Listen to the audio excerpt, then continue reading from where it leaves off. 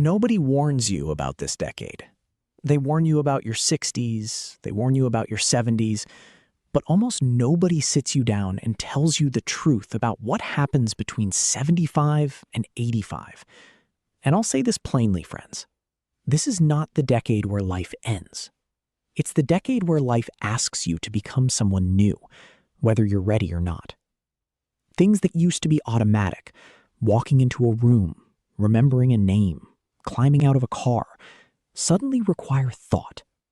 And if you don't understand why, you start believing something is wrong with you specifically, when really, this is happening to nearly everyone who reaches this age. So today, I want to walk you through 6 things that hit hardest in these years. Not to frighten you, to arm you. Because the moment you understand what's coming, you stop being ambushed by it, and you start meeting it on your own terms. The first challenge is the disappearing of tomorrow's certainty. Now stay with me here, because this one is subtle. When you're 50, tomorrow feels guaranteed. You plan vacations 2 years out. You start projects that'll take a decade.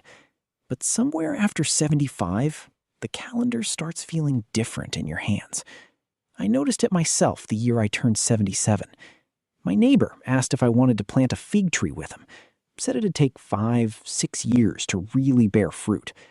And for one uncomfortable second, I hesitated. Would I be here to eat a fig off that tree? That hesitation scared me more than the question itself. Friends, here's what I've come to understand. That uncertainty, if you let it, will quietly talk you out of living. You stop buying the nice coat because what's the point? You stop starting the puzzle because it's 5,000 pieces. You stop planting things. But I planted that fig tree anyway. And you know what happened? I water it most mornings now. And something about watching it grow an inch at a time gives me more peace than almost anything else in my week.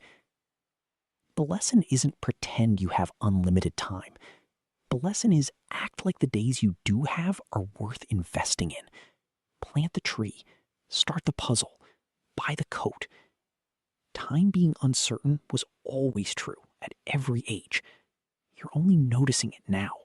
The second challenge is the body keeping secrets from you. This one catches people off guard because it doesn't look like decline at first. It looks like forgetting. You misplace your glasses and they're on your head. You walk into the kitchen and can't remember why. In your 60s, you'd laugh this off. After 75, it lands differently, heavier, like evidence against you. I remember standing in my hallway one Tuesday, absolutely certain I'd left my keys on the kitchen counter, and they weren't there. Spent 10 minutes searching, working myself into a real state, before I found them in my coat pocket, right where I'd put them. And I sat down afterward and I thought, is this it? Is this how it starts? But here's what a doctor friend of mine explained, and it stuck with me. The brain, after 75, isn't broken.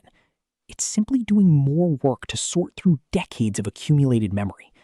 It's not always malfunction. Sometimes it's just traffic.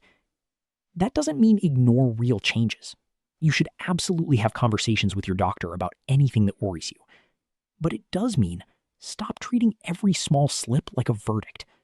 Panic itself steals more clarity than the forgetting does. So when it happens, I've learned to pause, breathe, and simply retrace my steps instead of spiraling. Most of the time, the keys were in the coat pocket all along. The third challenge is the shrinking room of people who remember your whole story. This one is quiet, and it's heavy, and almost nobody talks about it honestly. By 80, you've likely buried people who knew you as a child, people who knew your parents, people who remember the version of you before all your accomplishments and losses. And when they go, something strange happens. Pieces of your own history go with them, because nobody else was there to witness it.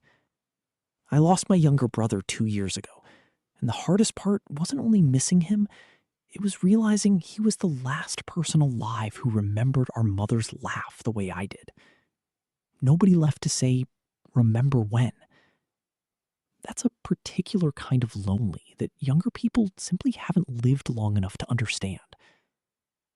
But here's what got me through it. I started writing things down. Not for publishing, not for anybody but myself. Just stories, memories, the sound of my mother's laugh as best I could describe it. And in doing that, I realized I could still be the keeper of those memories, even without a witness beside me. If you're in this stage and you're the last one who remembers, don't let that history die quietly. Write it, record it, tell it to your grandchildren, even if they only half listen. You are the living archive now. And that's not a burden, that's an honor. The fourth challenge is learning to trust a body that no longer negotiates. In your 60s and even your early 70s, you can often talk your body into things, push through, power through. Somewhere in this decade, that stops working the same way. The body starts setting terms instead of taking suggestions. I found this out the hard way after I tried to carry 2 full loads of groceries up my porch steps in one trip, the way I always had. My knee buckled halfway up, and I sat down hard on the top step, humiliated more than hurt. And I remember thinking, my body just told me no, and it wasn't asking permission. That was jarring, because for 74 years, my body had mostly gone along with what I wanted. Now it had opinions of its own, and strong ones. What I've learned since is that fighting those limits doesn't make you strong. It makes you injured. Working with them makes you capable for longer. So now I take 2 trips up the steps instead of 1. I use the handrail without shame. I sit down before I'm exhausted instead of after. None of that is defeat. It's negotiation. And a body you negotiate with respectfully tends to keep showing up for you far longer than one you keep trying to overrule. The fifth challenge is the fear of becoming invisible.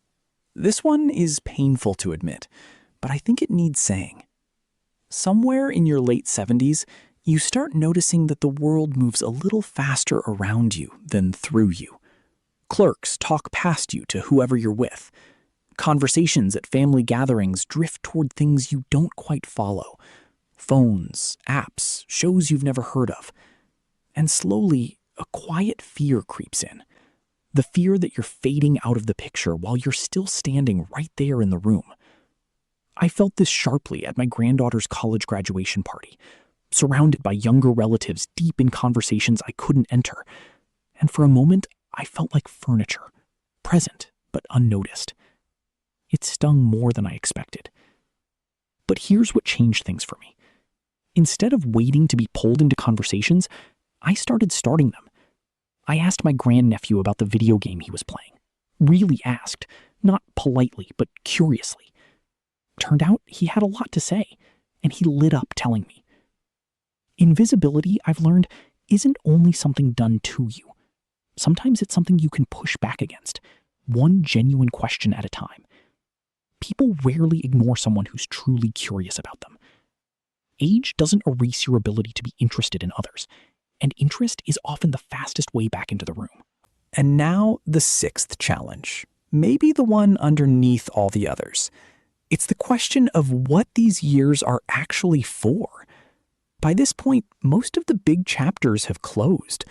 The career, often the raising of children, sometimes even the role of primary caretaker for a spouse. And in that quiet, a question rises up that can feel almost frightening. What is the point of these years now? I went through a stretch after turning 80 where I genuinely didn't have an answer. And the silence of not knowing was harder than any physical ailment I'd faced. I remember telling my daughter, I don't know what I'm supposed to be doing anymore. And she said something I've never forgotten. She said, Dad, maybe you're not supposed to be doing. Maybe you're supposed to be being. That sat with me for months before it made sense. I'd spent my whole life being useful, being productive, being needed. This stage, I've come to believe, isn't about a new project or a new purpose to chase. It's about presence. Sitting fully in a conversation instead of half listening. Tasting your food instead of rushing through it. Watching your grandchild's face while they tell a long, meandering story instead of waiting for your turn to speak. That's not smaller than purpose. I've come to think it might be the deepest form of it. So if you're somewhere between 75 and 85, or you love somebody who is, I want you to hear this clearly. These years are hard, genuinely hard, in ways the years before them weren't. But hard does not mean empty. There is still a fig tree worth planting, still a story worth writing down, still a grandnephew's video game worth asking about, still a whole conversation worth being fully present for. You are not failing because this stage feels heavier than the ones before it. You're simply standing in the part of life that asks the most of you and gives back in quieter, deeper ways than anyone warned you about. Thank you for spending this time with me. If any of this found its way into you today, do one small thing with it this week. Plant something. Write something down. Ask a real question. Sit through a meal without rushing it. Take care of yourselves out there, my friends.